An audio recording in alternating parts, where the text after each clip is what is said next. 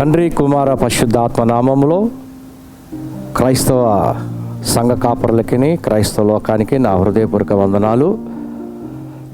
సేవకులారా, ఈ యొక్క లోకంలో మరి చాలామందికి క్రైస్తవ వివాహము గురించి అనుమానాలు చాలా ఉన్నాయి.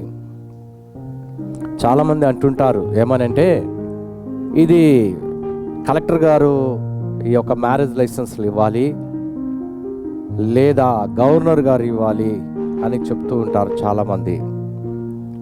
క్రైస్తవ లోకంలో క్రైస్తవ సంఘ కాపరులు క్రైస్తవులకి ఉన్నటువంటి ఒక దురాలోచన ఏంటంటే, ముఖ్యంగా చట్టాలు తెలియదు క్రైస్తవ లోకానికి.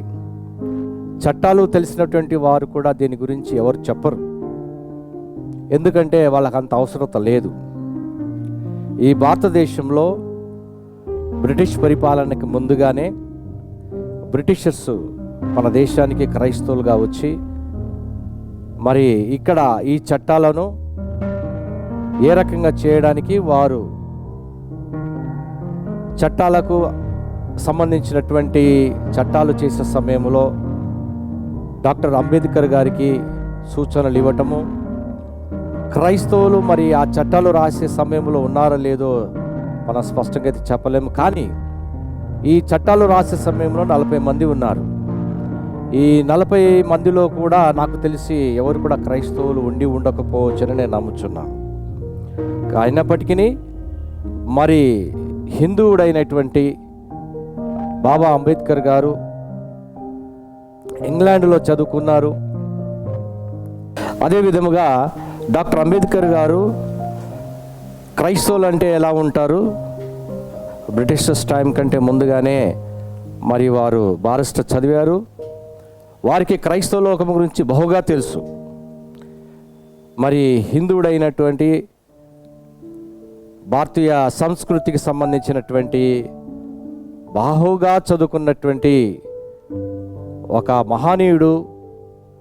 అలాంటి వ్యక్తి ఈ యొక్క భారతదేశంలో చట్టాలను రూపించడం సమయంలో ఎంతో తర్ఫీదుతో జ్ఞానముతో దానిని రచించినటువంటి ఆ యొక్క చట్టాన్ని క్రైస్తవులు తెలుసుకోకుండా పిచ్చి పిచ్చిగా మాట్లాడుతూ, అసలు చట్టాలంటే ఏంటో కూడా క్రైస్తవ లోకానికి తెలియదు. క్రైస్తవులు సంఘానికి వెళ్తారు, సేవకుడు ఆదికాండం నుంచి ప్రకటన వరకు బోధిస్తాడు తప్ప ఆ సేవకుడికి ఏం తెలియదు, బైబిల్ తప్ప. బైబిల్ యొక్క ప్రపంచము, బయట ప్రపంచం ఏమీ కూడా తెలియకుండా సేవకులు అయిపోయినటువంటి చాలామంది ఉన్నారు.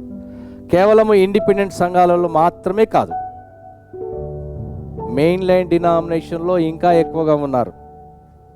ఎందుకంటే ఈ భారతదేశంలో క్రైస్తవ వివాహ చట్టముల గురించి మెయిన్ లైన్ డినామినేషన్స్ కూడా తెలియదు. ఎందుకు తెలియదంటే అది వారిని అడగాలి, అది మనల్ని అడిగితే మనకు తెలియదు. ఇండిపెండెంట్ సంఘాలలో వివాహములు చేయుట కొరకు పర్మిషన్ కావాలంటే చాలామంది సంఘ కాపరులు చెప్పేది ఏంటంటే, కలెక్టర్ దగ్గరికి వెళ్ళాలి, గవర్నర్ గారి దగ్గరికి వెళ్ళాలి అని. మీరు వెళ్తారండి కలెక్టర్ దగ్గరికి? నీకు పర్మిషన్ ఇస్తారా? గవర్నర్ గారి లోపలికి మీకు అనుమతిని ఇస్తారా? జ్ఞానం లేకుండా మాట్లాడే వాళ్ళు ఎక్కువగా ఉన్నారు. ఈ భారతదేశంలో 99% చట్టాలు తెలియకుండా, క్రైస్తవులకు వివాహం ఎలా చేయాలో తెలియక క్రైస్తవులు చాలామంది అడ్వకేట్లు ఉన్నారండి, క్రైస్తవ లోకంలో చాలామంది జడ్జిలు ఉన్నారండి, కానీ చెప్పరు, వాళ్ళకి తెలియదు. అది అవమానం క్రైస్తత్వానికి. కానీ మా యొక్క all India independent churches diocese క్షుణ్ణముగా లోతుగా చట్టాల గురించి తెలుసుకొని, ఆ చట్టాల గురించి చదువుకొని, ఆర్చ్ బిషప్గా నేను ఇంగ్లాండ్ దేశంలో మాంచెస్టర్లో పట్టాభిషేకం, ఇంగ్లీష్లో కాన్సక్రేషన్ అంటారండి, అది పొందుకొని భారతదేశంలో master of philosophy in law చేసి క్రైస్తవులకు వివాహాలు ఎందుకు చేయడానికి మాకు అర్హత ఎలా ఉంది, ఎక్కడి నుంచి వచ్చింది అని మొత్తం చట్టాన్ని చదివినటువంటి వ్యక్తిని. హిందువులు రాత్రుల్లో 3 గంటలకు పెళ్ళిళ్ళు చేయొచ్చు, హిందువులు ఉదయం 4-5 గంటలకు పెళ్ళిళ్ళు చేయొచ్చు, అర్ధరాత్రిలో పెళ్ళిళ్ళు చేయొచ్చు, కానీ క్రైస్తవులు చేయకూడదు. కానీ అంబేద్కర్ గారు రాసినటువంటి చట్టంలో క్రైస్తవులు వివాహం చేయాలంటే ఉదయం 6 నుంచి సాయంకాలం 7 గంటల వరకు అండి. సరే, అంతవరకు ఓకే. ఒకవేళ అది ఇంటర్ కాస్ట్ మ్యారేజ్ అయితే మరి అందులో ఒకరు హిందువు అయి ఉంటే మరి వాళ్ళ ప్రకారంగా మరి రాత్రి 3 గంటలకు మేము చేయాలిగా, దానిని ఎవరు ఏమనరు. క్రైస్తవ లోకం ఉన్నటువంటి సేవకులారా, క్రైస్తవ సంఘములారా, వివాహం చేయడానికి గవర్నర్ గారు ఇస్తారు, కలెక్టర్ గారు ఇస్తారు. వాళ్ళు ఇవ్వరండి. వాళ్ళు ఎవరికి ఇస్తారో నేను చెప్తాను. అది ఎనీ గుడ్ క్రిస్టియన్ ఎవరికున్నా ఇస్తారు. అది మీరు కలెక్టర్ ఆఫీస్లో ఒక వింగ్ ఉంటుంది, మైనారిటీ వింగ్. ఆ వింగ్లో అప్లై చేసుకోవాలి. లేదా తహసీల్దార్ గారి యొక్క ఆఫీస్లో వెళ్ళి అప్లికేషన్ సబ్మిట్ చేసుకోవాలి. దానిని వారు కలెక్టర్ ఆఫీస్కి ట్రాన్స్ఫర్ చేస్తారు. అక్కడ కలెక్టర్ ఆఫీస్ వారు పోలీస్ డిపార్ట్మెంట్ పంపుతారు. పోలీస్ డిపార్ట్మెంట్ వాళ్ళు వచ్చేసి నీ మీద ఏదైనా కేసులు ఉంటే వాళ్ళు ఇవ్వరు. అది ఏంటిదంటే దానికి కేవలం పాస్టర్ అయి ఉండాల్సిన అవసరం లేదండి, చట్టంలో ఉంది. ఇక్కడ మీకు చట్టం గురించి చెప్తాను. క్రైస్తవ లోకంలో వివాహములు చేయటం కొరకు 1872 1872 యాక్ట్ ప్రకారంగా, చట్ట ప్రకారంగా ఏంటంటే, ఒకటి స్కాట్లాండ్ అంటే ఇంగ్లాండ్లో ఉంటుందండి స్కాట్లాండ్. ఆ యొక్క స్కాట్లాండ్ యొక్క ఆధ్వర్యంలో నడుస్తున్నటువంటి సంఘాలు కానివ్వండి, ఆ యొక్క స్కాట్లాండ్ యొక్క చర్చెస్లో ఉన్నటువంటి అక్కడ నుంచి పర్మిషన్ తెచ్చుకున్నటువంటి వాళ్లకు మాత్రమే ఈ దేశంలో అనగా భారతదేశంలో వివాహం చేయటానికి అధికారం ఉంది. కానీ పూర్తిగా కాదు. వాళ్ళకు అధికారం ఉన్నప్పటికీ అది ఏం చేయాలని నేను చెప్తాను. ఒకటి. రెండవది క్యాథలిక్స్. వాళ్ళు కూడా క్యాథలిక్స్ అనే డినామినేషన్కి వివాహం చేయటానికి అధికారం ఉంది. కానీ వాళ్లకు భారతదేశంలో చట్టం ఉన్నప్పటికీ వాళ్ళు చేయకూడదు. చేసినా అది చెల్లదు. తిరిగి వాళ్ళు రిజిస్టర్ ఆఫీస్కి వెళ్ళి అక్కడ అమ్మాయి అబ్బాయి తిరిగి వివాహం చేయాల్సినటువంటి అవసరం ఉంది. అది లేకుండా చేయాలంటే ఏంటో మళ్ళీ చెప్తాను. మూడవది ఎపిస్కోపల్ గ్రూప్. ఎపిస్కోపల్ గ్రూప్ అంటే గ్రూప్ ఆఫ్ ద బిషప్స్. కనీసము 30 నుండి 100 మంది బిషప్స్ ఉండాలండి. అంటే జిల్లాకి ఒక బిషప్. 29-30 రాష్ట్రాలకు వెళ్ళినటువంటి దేశంలో కనీసము 15 మంది బిషప్లైనా ఉంటేనే ఎపిస్కోపల్ గ్రూప్ అవుతుంది. అంతేగాని మనకి ఇష్టమున్నట్టుగా ఒకటే బిషప్ ఉండి ఒక డ్రెస్ కోడ్ లేకుండా పిచ్చివాళ్ళ గడ్డం పెంచుకొని, లేకపోతే ఏదో బిషప్ అంటే ఏంటో అర్థం తెలియనటువంటి వ్యక్తులు, చదువులేనటువంటి వ్యక్తులకి ఒక అవకాశం ఉండదండి. ఎపిస్కోపల్ గ్రూప్ అంటే అది అర్థం. వాళ్ళు కూడా పట్టాభిషేకం అంటే కాన్సక్రేషన్ ఇంగ్లీష్లో అంటారు. ఎందుకంటే భారతదేశంలో బిషప్లు ఆర్డినేషన్ తీసుకున్నారని అడుగుతుంటారు చాలామంది. ఆర్డినేషన్ కాదు. ఆర్డినేషన్ అనేది కేవలము సేవకులకు మాత్రమే. బిషప్లకి కాన్సక్రేషన్ అంటారు ఇంగ్లీష్లో. తెలుగులో పట్టాభిషేకం అంటారు. తండ్రి కుమార పరిశుద్ధాత్మ నామములో 3 బిషప్లు ఒక బిషప్ను చేయాలి. మీరు అడగచ్చు అలా రకంగా బైబిల్లో ఉందని. మీకు అనుమానాలు ఎక్కువ, కానీ జ్ఞానం లేదు. కానీ చట్టంలో ఆ రకంగా ఉంది. 3 బిషప్లు కలిసి ఒక బిషప్ను చేయాలి. అదే విధముగా దానికి ఒక అడ్మినిస్ట్రేషన్ ఉంటుంది. అడ్మిషన్ ప్రకారంగా ఆ యొక్క అడ్మినిస్ట్రేషన్ ప్రకారంగా ఆ యొక్క బిషపు భారతదేశంలో కొంతమందిని బిషప్స్ని చేసిన తర్వాతనే డయాసిస్ అనే పేరును పెట్టుకోవడానికి మీకు అనుమతి ఉంది. డయాసిస్ అంటే అర్థం ఏమిటంటే గ్రూప్ ఆఫ్ ది బిషప్స్ ఒకటి, లేకుంటే governed by the bishop. Bishop గారి యొక్క ఆధ్వర్యంలో నడుస్తున్నటువంటి సంస్థ అని అర్థం. అంతేకాని ఒక్కడు ఉండి బిషప్ అని పెట్టుకోవటం లేదా డయాసిస్ అని పెట్టుకోవటం అది కరెక్ట్ కాదు. ముందు చెప్పా నేను స్కాట్లాండ్, రెండవది క్యాథలిక్స్ కండి, మూడవది ఎపిస్కోపల్ గ్రూప్, నాలుగవది క్రైస్తవ లోకానికి విశ్వాసులకు వివాహం కావాలంటే మ్యారేజ్ రిజిస్టర్ ఆఫీస్కి వెళ్ళి అక్కడ రిజిస్టర్ గారు ఉంటారు. అయ్యా మా యొక్క సంఘములో వివాహం ఉంది, మీరు రిజిస్ట్రార్గా వచ్చి వివాహం చేయండి అని వారిని బ్రతిమలాడుకుంటే వారు దయతలిస్తే వచ్చి వివాహం చేస్తారు. 5వది, ఎవరైతే క్రైస్తవులకి వివాహం యొక్క లైసెన్స్ కావాలో వాళ్ళు గవర్నమెంట్ దగ్గర ఆర్జించాలని ఇంతకుముందు చెప్పాను. ఏంటంటే కలెక్టర్ గారి ఆఫీస్లో మైనారిటీ డిపార్ట్మెంట్ ఉంటుంది, క్రిస్టియన్ మైనారిటీ డిపార్ట్మెంట్లో. ఆ మైనారిటీ డిపార్ట్మెంట్కి వెళ్ళి మీరు దరఖాస్తు పెట్టుకొని మీ బాప్తిజం సర్టిఫికేట్ అని తీసుకెళ్ళాలి. అక్కడ మీరు హిందువులై ఉండి హిందువుల పేర్లు ఉంటే ఇవ్వరండి, క్రైస్తవ పేరు ఉండాలి, బాప్తిజం పొందుకున్నటువంటి సర్టిఫికేట్ ఉండాలి, తర్వాత మంచి క్యారెక్టర్ అయి ఉండాలి. మీకు చెడ్డ ఈ లోకంలో ఉన్నటువంటి ఏదైనా కేసులు గట్రా ఉంటే కనుక వాళ్ళు మీకు లైసెన్స్ ఇవ్వరు. అయితే గమనించండి, గవర్నమెంట్ ద్వారా ఇచ్చినటువంటి లైసెన్స్ కేవలము ఏ రాష్ట్రానికి ఆ రాష్ట్రానికి ఉంటుంది. ఉదాహరణకి ఆంధ్ర రాష్ట్రంలో అయితే ఆంధ్ర రాష్ట్రానికి వరకు మాత్రం పరిమితం, తెలంగాణ రాష్ట్రం అయితే తెలంగాణ రాష్ట్రం వరకు పరిమితం. అలా 30 రాష్ట్రాలు మన భారతదేశంలో ఉన్నాయి. 30 రాష్ట్రాలలో ఆ రాష్ట్రంలో ఉన్నటువంటి గవర్నమెంట్ వాళ్ళు ఇచ్చేది అక్కడ వరకే పరిమితం.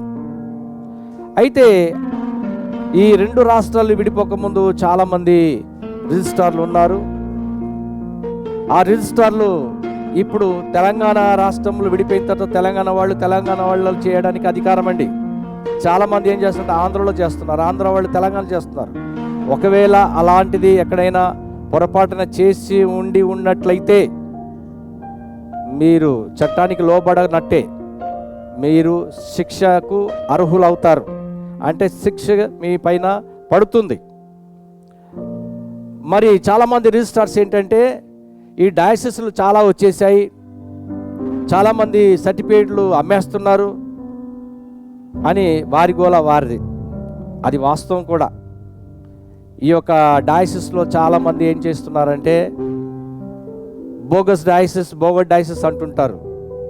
అది వాస్తవం. అది డయాసిస్ రిజిస్ట్రేషన్ ఈ యొక్క భారతదేశంలో రిజిస్ట్రేషన్ చేయాలంటే మీరు సొసైటీ రిజిస్ట్రేషన్ కానీ ట్రస్ట్ రిజిస్ట్రేషన్ కానీ చేసినప్పుడు అందులో మీరు ఏం చేస్తున్నారంటే క్రైస్తవులు, ముఖ్యంగా పాస్టర్లు, చర్చిలు కలిగినటువంటి వాళ్ళు లేదా బిషపులుగా చెప్పుకునేటువంటి వాళ్ళు రిజిస్ట్రేషన్ చేసి వాళ్ళు దాంట్లో ఏమని రాస్తారంటే మేము ఫ్రీ విద్య ఇస్తాము, వృద్ధాప్యం ఉన్న వారికి సహాయం చేస్తాము, లేకపోతే మేము ఉచిత విద్య ఇస్తాము, షార్ట్ స్టే హోమ్స్ ఇస్తాము, ట్రైనింగ్స్ ఇస్తాము, స్కూల్స్ పెడతాము.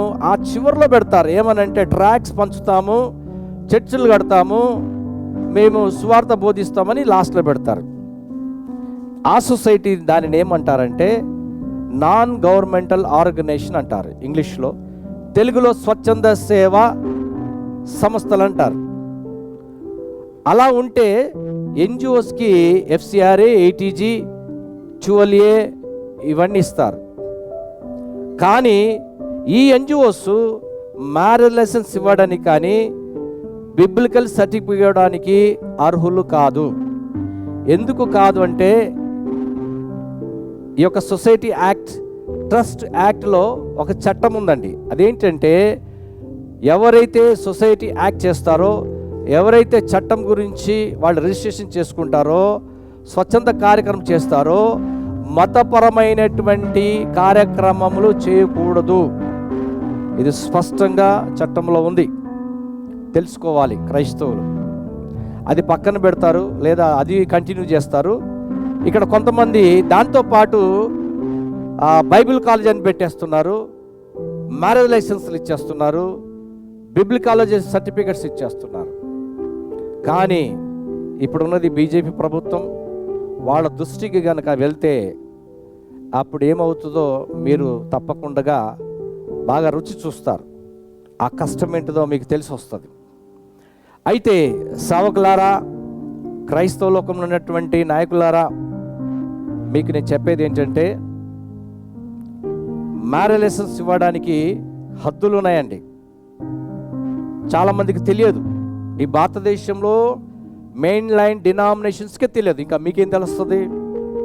అదేంటంటే సొసైటీ రిజిస్ట్రేషన్ కానీ ట్రస్ట్ రిజిస్ట్రేషన్ చేసినప్పుడు అందులో స్పష్టంగా ఇది క్రైస్తవ మతానికి సంబంధించిన సొసైటీ, ఇది క్రైస్తవ మతానికి సంబంధించినటువంటి ట్రస్ట్ అని చాలా క్లియర్గా మెన్షన్ చేసి అందులో పొందుపరిస్తేనే మాత్రం మీరు సర్టిఫికెట్లు ఇవ్వడానికి మీకు అవకాశం ఉంటుంది.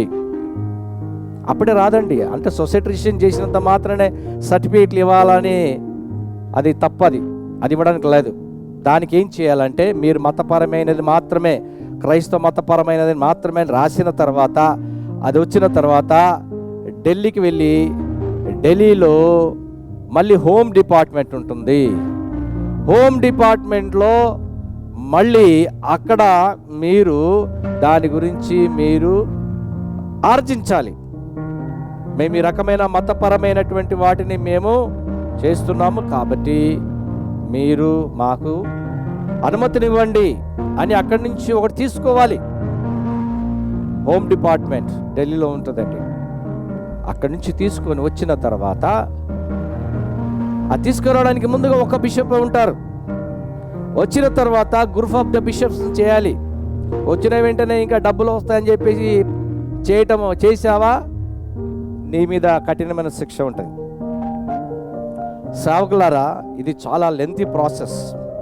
ఈ ప్రాసెస్ మెయిన్లాండ్ డినామినేషన్ అంటే స్కాట్లాండ్ క్యాథలిక్స్, లూథరన్స్ కావచ్చు, సిఎస్ఏ కావచ్చు, లేకపోతే మెథడిస్ట్ కావచ్చు, ఇవే మెయిన్లాండ్ డినామినేషన్స్.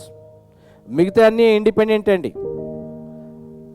ఎంబీఏ చర్చ్ కావచ్చు, బ్యాప్టిస్ట్ చర్చ్ కావచ్చు, బ్రదరన్ గ్రూప్స్ అన్నీ కూడా ఇండిపెండెంట్ సంఘాలే. పెద్ద చర్చిలు ఉండొచ్చు, పెద్ద పాస్టర్లు ఉండొచ్చు, అది వేరే విషయం. కానీ అవన్నీ ఇండిపెండెంట్ సంఘాల కిందకే వస్తాయి. Mainland denominations Catholics, CSI, Lutheran, ఆ తర్వాత మెథడిస్ట్, ఇవి మాత్రమే. వీటికి కూడా వివాహములు చేయడానికి అధికారం లేదండి. చేయొచ్చు, కానీ ఆ సర్టిఫికేట్ వ్యాలిడ్ కాదు. సంఘంలో వాళ్ళు వివాహం చేసిన తర్వాత తిరిగి వెళ్ళి రిజిస్టర్ ఆఫీస్కి వెళ్ళి అమ్మాయి మళ్ళీ మేము చర్చిలో పెళ్లి చేసుకున్నామండి, మా పాదరి గారు లేదా మా పాస్టర్ గారు ఇచ్చారు ఈ సర్టిఫికేట్ అని వాళ్ళకి ఇస్తే దాన్ని నమోదు చేసుకొని మళ్ళీ అక్కడ వివాహం అయినట్లుగా వాళ్ళు మళ్ళీ అక్కడ దండలు మార్చడం, అక్కడ మళ్ళీ తిరిగి గవర్నమెంట్ వాళ్ళు సర్టిఫికేట్ ఇస్తేనే వ్యాలిడ్.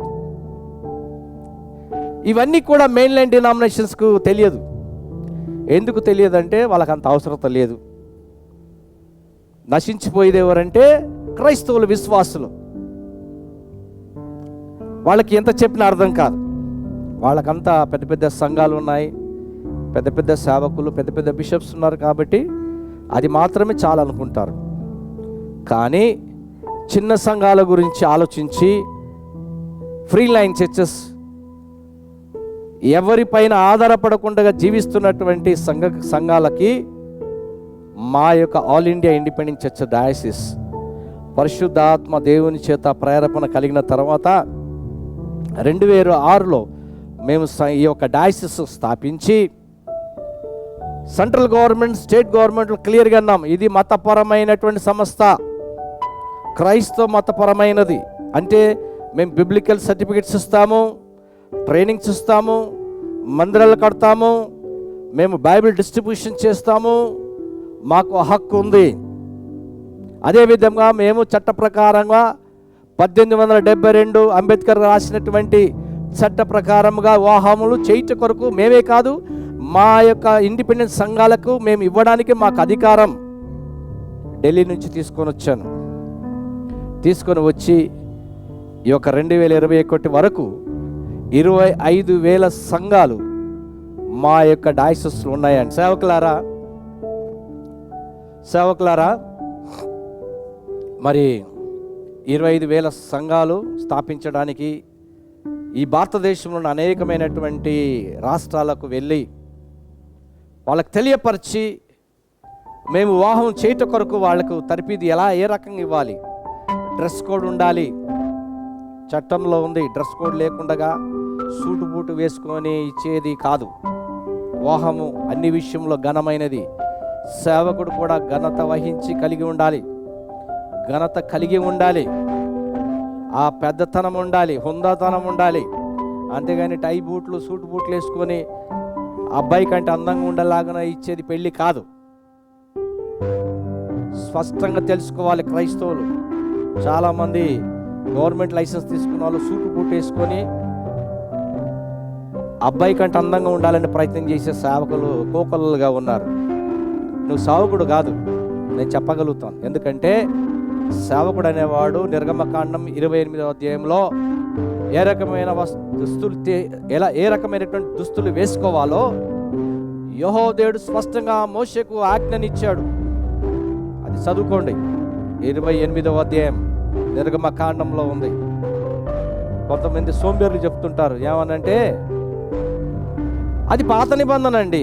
అవును, ఒక్క చేతితోనే అన్ని పనులు అవుతాయి. భోజనం చేయటము, అన్ని చేయటం, రెండవది ఉండదు. మంచి క్రైస్తవులు అంటే పరిశుద్ధ గ్రంథం అంటే ఓన్లీ కొత్త నిబంధన ఒకటేనా నీ దృష్టిలో? చదువు లేని వారికి, మూర్ఖులకు అందుకరిగే దేవుడు ఇక్కడ వాక్యంలో ఉంది, పందుల ముందు ముత్యములు వేసినా వజ్రాలు వేసిన వాటికి ఏం తీయలేదు. చదువులేని వారికి పరిశుద్ధ గ్రంథాన్ని దేవుడు తీసుకొచ్చి ఇచ్చి, ఈ భారతదేశంలో చక్కగా పరిశుద్ధ గ్రంథము, పాత నిబంధన కొత్త నిబంధన రెండైతే పరిశుద్ధ గ్రంథం అని చెప్పి ఇస్తే కూడా అది పాత నిబంధనలో ఉందని చెప్పే దుర్మార్గులు, దుష్టులు, మూర్ఖులు, చదువులేనటువంటి వాళ్ళు చాలామంది ఉన్నారు. అది తప్పు. మిమ్మల్ని హెచ్చరించేవారు ఎవరు లేరు కాబట్టే మీకు ఇష్టం ఉన్నట్టుగా మీరు చెప్తుంటారు. పాత నిబంధన కొత్త నిబంధన రెండు కలిస్తేనే పరిశుద్ధ గ్రంథం అనబడుతుంది. కొత్త నిబంధనలో మత్తయి సువార్త 5వ అధ్యాయము 12వ వచనంలో చూసినట్లయితే అక్కడ స్పష్టంగా మన తండ్రి అయినటువంటి యేసు ప్రభు ఒక మాట అన్నారు, నేను ధర్మశాస్త్రాన్ని కొట్టివేయటకు రాలేదు కానీ నెరవేర్చడానికి వచ్చాను. ఈ భూమి ఆకాశం అంతే గతించిపోయినను పాత నిబంధన నుంచి ఒక పుల్లైనను ఒక సున్నైనను తీసివేయబడదు అని వ్రాయబడి ఉంది. చదవలేదా? కొత్త నిబంధన పాస్టర్ గారు, పాత నిబంధన చట్టం, పాత నిబంధన అంటే దాన్ని పాటించాలి. నువ్వు పాటించకపోతే నువ్వు సేవకుడే కాదు. కొత్త నిబంధనని పెట్టుకున్నంత మాత్రాన నీలో కొత్తతనం ఏమీ లేదు, అంత పాతతనమే. వివాహ విషయంలో 1872 చట్ట ప్రకారం ఏంటంటే ఇవన్నీ అర్హతలు తీసుకుని వచ్చి ఈ భారతదేశంలో మా ఒక్క డైసెస్ అని ఎందుకు నేను బల్లగుద్ది చెప్తున్నానంటే అర్హతలు పొందుకున్నాం. ఢిల్లీలో నుంచి తీసుకొచ్చిన సర్టిఫికేట్లు క్యాథలిక్స్ కానీ సిఎస్ఐ లూథరన్లు ఎవరికి లేదు. దేవుడు మాకు ఇచ్చిన గొప్ప శక్తి, ఆ యొక్క జ్ఞానం చేత ఈ దేశంలో అందరికీ మేము సర్టిఫికేట్లు ఇస్తున్నాం. గవర్నమెంట్ లైసెన్స్ తీసుకున్న వాళ్ళేమో గుండె కొట్టుకుంటున్నారు, రొమ్ము కొట్టుకుంటున్నారు. గుండె కాదండి, రొమ్ము కొట్టుకుంటున్నారు. వీళ్ళంతా ఇచ్చేస్తున్నారు, పంచుతాం. నీకేం బాధ? ప్రతి సంఘము వారి విశ్వాసులు సేవకుడు చేతనే వివాహం చేయించుకోవాలని వాళ్ళ కోరిక. మా యొక్క ఉద్దేశం, నాకు తండ్రి చెప్పింది ఏంటంటే ప్రతి సంఘానికి ఈ వివాహం సర్టిఫికెట్ కలిగి ఉండాలి. ప్రతి సేవకుడికి ఇండిపెండెంట్ సంఘాలు ఉన్న వారికి అందరికీ కూడా ఉండాలి. ఏదైతే మెయిన్ లైన్ చర్చెస్ వాళ్ళకి లేదో ఆ కృప మనం పొందుకొని ఉన్నాం. ఆ కృపను మనము వాడుకోవాలి, ఆ కృపను పొందుకోవాలి. మీరు కూడా ప్రతి ఒక్క ఇండిపెండెంట్ సంఘంలో ఉన్నటువంటి వారు రండి. మా యొక్క డయాసిస్ ద్వారా మేము ఇస్తున్నటువంటి మ్యారేజ్ లైసెన్స్ ఇది ఓన్లీ పాస్టర్స్కే. 5 సంవత్సరములు మీరు సేవలో ఉండాలి. అది చాలా ముఖ్యం. మరో ముఖ్యం ఏంటిదంటే నీకు బాప్తిసం సర్టిఫికేట్ ఉండాలి. నాకు బాప్తిసం ఇచ్చిన అయ్యగారు పోయారంటే అక్కడికి వెళ్ళి తీసుకొచ్చుకోవాలి ఆ సర్టిఫికేట్. పోయేవరకు ఎందుకు చూసావు? బాప్తిసం సర్టిఫికేట్ అంటే నువ్వు క్రైస్తవుడివి, ఈరోజు ఈ లోకంలో ఉన్నావంటే నువ్వు క్రైస్తవుడిని నిరూపించుకోవాలంటే తప్పకుండా బాప్తిసం సర్టిఫికేట్ ఉండాలి. అది లేకపోతే ఏం చేయాలంటే మీ చుట్టూ ఉన్నటువంటి ఒక సేవకుడి ద్వారా మీరు బాప్తిసం పొందుకున్నట్టుగా లెటర్ ప్యాడ్ మీద ఆ యొక్క సర్టిఫికేట్ తీసుకుని రావాలి. అదే విధముగా మీరు ఎందుకు పాస్టర్ గారు అయ్యారు అన్నది 5 పేజీల యొక్క సాక్ష్యం రాయాలి. మీ సంఘపు బోర్డు ఎదురుగా మీరు దిగి ఫోటో తీసుకొని రావాలి. అదే విధముగా మీరు చదువుకున్న సర్టిఫికెట్లు కావాలి. ఒకవేళ మీరు పామరులైతే మీ డేట్ ఆఫ్ బర్త్ కంపల్సరీ మీ గ్రామం నుంచి, పంచాయతీ నుంచి, పంచాయత్ సెక్రటరీ నుంచి కావాలి. అదే రూరల్ లెవెల్లో ఉంటే మాత్రం మున్సిపాలిటీ నుంచి కావాలి. పట్టణంలో ఉన్న వారికి కూడా మున్సిపాలిటీ నుంచి కావాలి. చదువు లేని వారికి చదువు ఉన్న వాళ్ళకైతే 10th క్లాస్ మెమోలో వాళ్ళ డేట్ ఆఫ్ బర్త్ ఉంటుంది, ఆ పేరు ఉంటుంది. అదేవిధంగా వాళ్ళు చదువుకున్న certificate, Aadhaar card, pan card, voter ID, ఇంకా అన్నీ ఏమేమి అన్నీ కావాలి. దానికి తగినటువంటి ఫీజు మేము నిర్ణయిస్తాం. ఆ అధికారము చట్టములో బిషపులకి దేవుడు ఇచ్చున్నాడు, చట్టంలో ఉంది. మేము ఎంతైనా ఫీజు డిసిషన్ తీసుకోవడానికి అధికారం మాకుంది. కాబట్టి ఆ అధికారమును బట్టి మేము ఫీజు, అంటే మిమ్మల్ని పీడించి ఫీజులు తీసుకొని మేము గొప్పవాళ్ళు అవుతామని మీరు అనుకోవచ్చు. మా డయాసిస్లో ఉన్నటువంటి సేవకులకి ఏదైనా వాళ్ళకి ఎన్నో వాళ్ళకి అవసరతలు ఉన్నప్పుడు మేము సహాయం చేస్తున్నాం. పడకలు ఉన్నప్పుడు వాడి యొక్క హాస్పిటలైజేషన్ అయినప్పుడు వాళ్ళకి సహాయం చేస్తున్నాం. వాళ్ళ పిల్లలకి వివాహం జరిగినప్పుడు టైంలో బీద సంఘమై ఉంటే వారికి సహాయం చేస్తున్నాం. వారు ఏదైనా నిర్మించుకునే సమయంలో వారికి మాకు తోచినంత ఇస్తాం. మొత్తం బిల్డింగ్ కట్టి ఇవ్వలేమండి, ఎందుకంటే మాకు అమెరికా ఫండ్ ఏం లేదు. మేము అమెరికా కానీ ఇంగ్లాండ్ వాళ్ళ దగ్గర వెళ్ళి చేతులు చాపి మేము బీదవాళ్ళమండి, అడుక్కు తినేవాళ్ళమని చెప్పి అలా అనే మా సంస్థ కాదు. మేము అడగం, మేము ఇచ్చివారుగానే ఉంటాము. ఫీజు కరెక్ట్గా తీసుకుంటాము, కరెక్ట్గా సేవలో ఉంటాము. మీ వెనకాల మేము ఉంటాము. మీకు ఏ ఆపద వచ్చినా మేము మీ ఆపద కొరకు మేము ప్రయత్నం చేస్తాం. అంతేకాని వ్యతిరేకమైనటువంటి బోధనలు చేసి జైలుకి వెళ్తే మీ దగ్గరికి రాము. వాక్యమును వ్యతిరేకంగా చెప్పి ఐదవ జనాంగంతో దెబ్బలు తిని, లేకపోతే వాళ్ళతో చీవాట్లు పెట్టుకొని వాళ్ళు కేసులు బుక్ చేస్తే వాళ్ళపు వాదనలు చేసుకొని జైలుకి వెళ్ళి తన్నులు తింటే అలాంటి విషయంలో మేము తలదూర్చాం. నీవు యేసు ప్రభు చేసిన గొప్ప అద్భుత కార్యం గురించి స్వార్థను ప్రకటించి దేవుని నామను మహేపరచు, ఆత్మలు రక్షించు. ఒకవేళ ఆత్మలు కనుక ఎక్కువగా రక్షించలేకపోయి బీదస్థితిలో ఉంటే తప్పకుండా మీ పిల్లలకి మీ మరణ అనంతరము కూడా మీ భార్యకు కూడా మేము అభిషేకం ఇచ్చి పాస్టమ్మగా చేసి వారి యొక్క సంఘాన్ని ఆదుకోవడానికి కూడా మేము ముందుంటామని నేను విజ్ఞప్తి చేస్తున్నాను. కాబట్టి సేవకులారా, మీకు అర్థమై ఉంటుంది ఎపిస్కోపల్ గ్రూప్ అంటే ఏంటిది, స్కాట్లాండ్ అంటే ఏంటిది, క్యాథలిక్స్ అంటే ఏంటిది మీకు అర్థమై ఉంటుంది. ఇది భారతదేశంలో మా యొక్క డయాసిస్ హైదరాబాదులో ఉందండి. మా యొక్క address all India independent churches diocese, Bhanu towers, ESI metro station, SR Nagar, Hyderabad 5,38,000. మా యొక్క నంబర్ 9394326000. ఇంకొక నంబర్ 8099576878. మరి ఒకసారి 8099576878. కాబట్టి సేవకులారా, మరి ముందుకు రండి. అనవసరంగా మీరు వేరే వేరే డయాసిస్లు తీసుకొని ఇబ్బంది పాలు పడకండి. ఏదో మేము సర్టిఫికెట్లు ఇచ్చి మిమ్మల్ని విడిచిపెట్టడం అన్నది కాదు. మీ యొక్క కుటుంబ పరిస్థితులు, మీ సంఘంలో ఉన్నటువంటి కష్టాలు, మీకు ఏదైనా జరిగినప్పుడు, మందిరాలు కట్టేటప్పుడు మీకు ఏదైనా ఇబ్బంది కలిగినప్పుడు ప్రభుత్వం వారితో మాట్లాడతాం. మందిరం నిర్మించే సమయంలో మన యొక్క ప్రభుత్వం చేత వస్తున్నటువంటి ధన సహాయాన్ని కూడా ఏ రకంగా మీకు సహాయం చేయాలో కూడా మేము మీకు నేర్పిస్తాం. అన్ని విషయాల్లో మీకు ముందుండి నడిపిస్తాం. కాబట్టి ఇండిపెండెంట్ సంఘంలో ఉన్నటువంటి ప్రతి సేవకుడు మా యొక్క సెంట్రల్ డయాసిస్ ఆఫీస్కి రండి, ఫోన్ ద్వారా అడగండి. అంతేగాని పిచ్చి పిచ్చి ప్రశ్నలు దయచేసి వేయబాకండి. మీకు జ్ఞానం లేకపోతే దేవుణ్ణి అడగండి, చదువు లేకపోతే చదువుకోండి. అంతేకాని మళ్ళీ తిరిగి మీరు ఈ వీడియోలో ఈ రకంగా మాట్లాడారు, ఆ రకంగా మాట్లాడారని మాత్రం ఎవరు కూడా దయచేసి పెట్టకూడదు, చెప్పకూడదు. మీకు ఒకవేళ అలా అనుకుంటే నా మీద మీరు పరువు దావ నష్టం వేసుకుంటే నాకు ఆశీర్వాదం. మీరు వేయండి, మీ సత్తా ఏంటో నిరూపించండి. కానీ ఫోన్ల ద్వారా పనికిరాని మాటలు మాట్లాడి ఎవరిని దుఃఖపరచకండి. మీరు ఆలోచించండి. పరిశుద్ధాత్మ దేవుడు మీకు తోడై ఉంటే, మీకు ఆత్మ ఉంటే, చెవులుంటే మీకు అర్థమవుతాయి, లేకపోతే మీకు అర్థం కాదు. కాబట్టి ప్రతి ఒక్క ఇండిపెండెంట్ సంఘంలో ఉన్నటువంటి ఈ యొక్క 30 రాష్ట్రాలలో ముందుకు రండి. మీకు అన్ని రకాలుగా మేము సహాయం చేయడానికి ఉన్నాం. అన్ని రకమైన డబ్బులు కాదండి, మేము డబ్బులు ఇవ్వము. అన్ని రకాలుగా అంటే ఏదైతే అన్య జనాంగం మిమ్మల్ని ఏదైతే అడుగుతుందో మీరు గృహాలలో సంఘం నడిపించుకుంటే మీకు ఆపదలు కలుగుతుంటాయి కదా, ఆ టైంలో మీరు రావచ్చు అంటే మా డయాసిస్లో మెంబర్ లేకుండా వస్తే మేము ఏం చేయలేమండి. మీరు ఉండాలి, మా దగ్గర సభ్యత్వం కలిగి ఉండాలి. మీ సంఘముల విశ్వాసాలు ఏ రకంగా అయితే సభ్యత్వం కలిగి ఉంటే మీరు వెళ్తారో ప్రార్థన చేయడానికి, అలాగా మా యొక్క డయాసిస్లో మీ మెంబర్ అయి ఉంటే తప్ప మేము మీ యొక్క అవసరం తీర్చలేము.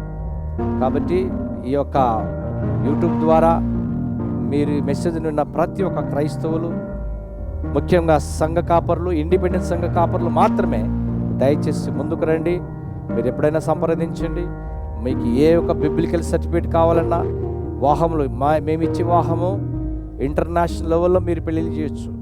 ప్రస్తుతం మా యొక్క 25,000 సంఘాలలో చాలామంది అబుదాబిలో, కువైట్లో, సింగపూర్, మలేషియా, నేపాల్, శ్రీలంకలో కూడా వివాహాలు చేస్తున్నారు. కాబట్టి మరి నేను కూడా అమెరికన్స్కి పెళ్ళిళ్ళు చేశాను, ఆస్ట్రేలియన్స్కి పెళ్ళిళ్ళు చేశాను. కాబట్టి మా యొక్క సంస్థలో 20 మంది బిషప్స్ ఉన్నారు. మరి నేను ఆర్చ్ బిషప్, నా పేరు archbishop R Harry Sebastian. కాబట్టి మీరు నన్ను సంప్రదించవచ్చు మంచి మాటలతో. మరి దేవుని సన్నిధానంలో మీరు నాతో కలిసి మాట్లాడవచ్చు. ఏ ఒక సమస్య వచ్చినా కూడా మీరు మాట్లాడడానికి, నేను మాట్లాడడానికి సిద్ధమే. ఫోన్లు చేసి మర్యాదగా మాట్లాడండి.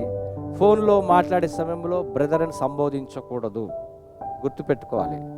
బిషప్ గారని సంబోధించండి. ఒకరినొకరు ఘనపరచుడని రాయబడింది. ఎవరు ఆ బ్రదర్ అని పెట్టారు, ఆ బ్రదర్ ఆయనకే, మాకు సంబంధం లేదు ఆ బ్రదర్. కాబట్టి ఆ బ్రదర్లని మీరు మమ్మల్ని పిలవకూడదు. బిషప్ గారని పిలవండి, ఘనపరచండి, మీరు ఆశీర్వదింపబడతారు. కాబట్టి ఇంకా క్షుణ్ణముగా కావాలంటే మేము ఇంతకుముందు చెప్పినటువంటి ఆ యొక్క ఫోన్ ద్వారా అనేకమైన విషయాలు తెలుసుకొని మీరు ఆశీర్వాదం పొందుకోండి. దేవుడు మిమ్మల్ని దీవించి ఆశీర్వదించును గాక. ఆమేన్.